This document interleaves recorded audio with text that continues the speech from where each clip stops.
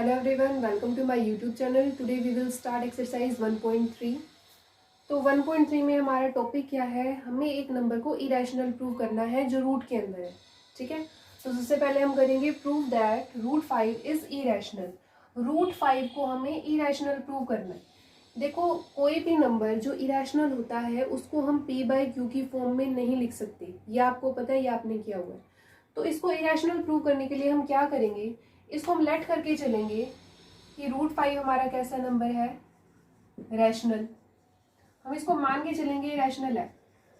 ठीक है, और जो हमने लेट किया है अगर वो गलत प्रूव हो जाता है तो इट मीन्स ये रैशनल नहीं होगा. रैशनल नहीं है तो कैसा होगा, इरेशनल. तो सबसे पहले हमने माना इसको रूट 5 हमारा कैसा नंबर है, रैशनल. अगर रूट 5 रैशनल नंबर है तो रूट 5 नंबर जो हमारा रैशनल नंबर होता है वो किसकी फॉर्म में होता है, a/b की फॉर्म में. हमने क्या हुआ ना, कोई भी नंबर रैशनल कब होता है, जब उसको हम p/q की फॉर्म में लिख सकते हैं. तो मैंने इसको क्या लिख लिया, pq लिख लो या a भी लिख लो, आपकी मर्जी है. तो अगर ये रैशनल है, रूट 5 किसके इक्वल होगा, a/b के. a और b की यहाँ पे प्रॉपर्टी होती है, क्या प्रॉपर्टी होती है, कंडीशन होती है कि a b are integers and coprime and b not equal to 0. A और बी यहाँ पे क्या होते हैं, इंटीजर्स होते हैं और को प्राइम होते हैं. अब ये चीज यहाँ पे इंपॉर्टेंट है, को प्राइम. अब को प्राइम का मतलब क्या होता है, वो दो नंबर जो आपस में को प्राइम हो, मीन्स आपस में उनमें कुछ भी कॉमन ना हो. ठीक है, ये वर्ड आपको ध्यान रखना है. अगर मैंने इसको सोल्व किया और लास्ट में मैंने देखा कि ये को प्राइम नहीं आया, इट मीन्स अगर इनमें कुछ कॉमन आ गया तो ये हमारा रैशनल नंबर नहीं होगा. अगर ये रैशनल नंबर नहीं है फिर ये कैसा नंबर होगा, इरेशनल. तो स्टार्ट करते हैं. तो सबसे पहले मैं क्या करूंगी, यहाँ पे a की वैल्यू को फाइंड करूंगी. a कैसे आएगा, b को रूट 5 के पास लेके चले जाओ, b मल्टीप्लाई रूट 5 हो जाएगा, a is equal to root 5 b. ठीक है, अब स्क्वायरिंग कर दो बोथ साइड, ये रूट हटाने के लिए स्क्वायरिंग बोथ साइड. तो a स्क्वायर हो गया ये, और यहाँ पे क्या होगा, रूट 5b का square. a square is equal to root 5 का स्क्वायर करेंगे. देखो स्क्वायर से रूट कट जाता है, स्क्वायर से रूट कैंसिल हो गया, तो यहाँ पे क्या आ गया 5. बट b का स्क्वायर तो करना पड़ेगा, b का स्क्वायर तो कैंसिल ही नहीं होगा. a square is equal to 5b square, 5 के ऊपर हट गया और b का स्क्वायर क्या होगा, b स्क्वायर. अब यहाँ से इसको हम कैसे रीड करेंगे, इसको हम रीड करेंगे a square is divisible by 5. कि जो हमारा a स्क्वायर है वो डिविजिबल है 5 से. जो a स्क्वायर की वैल्यू आई है उसको हम 5 से डिवाइड कर सकते हैं. अगर किसी भी नंबर का स्क्वायर 5 से डिवाइड होता है तो वो अकेला नंबर भी यानी कि a भी डिविजिबल होगा 5 से. ये हमारे पास आ गई फर्स्ट इक्वेशन. ठीक है, देखो अब इसका मतलब क्या है, a जो है वो 5 से डिवाइड हो रहा है. इसको हम कैसे रीड कर रहे थे, a square is divisible by 5. अब हम इसको कैसे रीड करेंगे, a is also divisible by 5. Means a square की जगह अगर a हो तब ये 5 से डिवाइड रहेगा, चाहे b के प्लेस पे यहाँ पे कुछ भी लिखा हो. तो मैंने अब कुछ भी क्या लेट कर लिया, c. अब यहाँ पे मैंने c क्यों लिया, कि b की बजाय यहाँ पे कुछ भी नंबर लिखा हो उससे कोई फर्क नहीं पड़ेगा, तब भी a हमारा 5 से डिवाइड रहेगा. तो ये इक्वेशन थी, इससे ये आई, और इस इक्वेशन को मैंने अब फिर से इस तरह से लिख दिया. तो यहाँ पे लेट कर लिया हमने c is any other integer.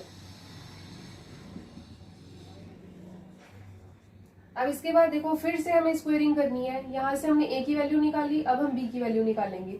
ठीक है, squaring both side, squaring both side. a का स्क्वायर करोगे आप, ये क्या आएगा, a square is equal to 5c का स्क्वायर करोगे तो ये आएगा 5c square. a square is equal to 5 5 25 c square. अब ये तो फिर से a की वैल्यू आई है. अब हमें किसकी वैल्यू चाहिए, b की. तो यहाँ पे पुट करेंगे value of a square. a square की वैल्यू पुट करेंगे, a स्क्वायर की वैल्यू कितनी है, 5b स्क्वायर.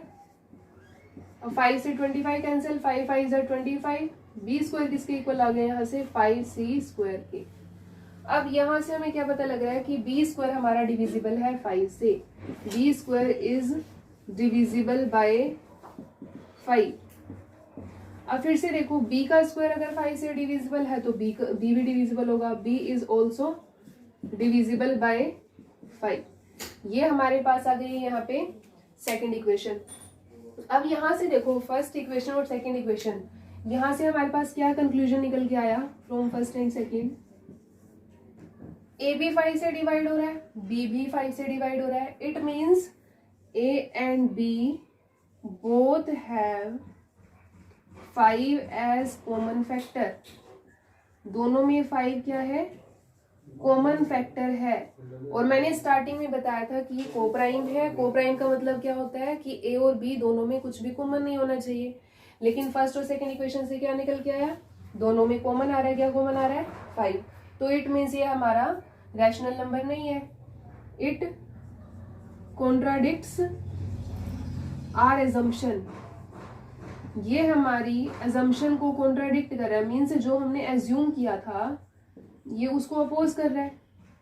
तो देयरफॉर √5 इज इरैशनल नंबर। इसमें आपको थोड़े से स्टेप याद रखने पड़ेंगे कि कैसे किया हमने।